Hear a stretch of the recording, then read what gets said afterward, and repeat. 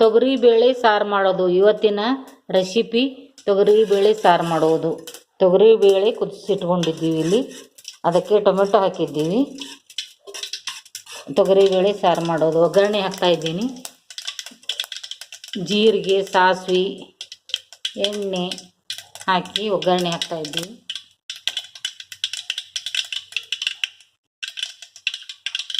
ಮೊದಲಿಗೆ ತೊಗರಿಬೇಳೆ ಕುದಿಸಿಟ್ಕೋಬೇಕು. ಅರಿಶಿನ ಪುಡಿ ಆರೋಗ್ಯಕ್ಕೆ ಉತ್ತಮ. ಅರಿಶಿನ ಪುಡಿ ಹಾಕ್ತಾಯಿದ್ದೀನಿ. ಕರಿಬೇವು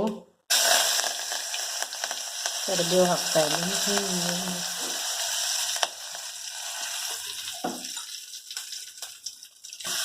ಬೆಳ್ಳುಳ್ಳಿ ಹಾಕ್ತಾಯಿದ್ದೀನಿ 3.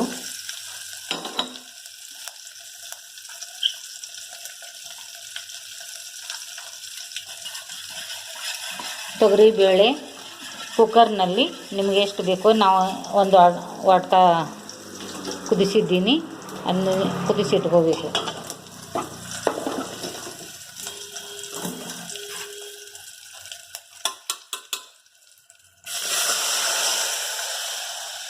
ತೊಗರಿಬೇಳೆಗೆ ಉಪ್ಪು ಖಾರ ಎಲ್ಲ ಹಾಕಬೇಕು.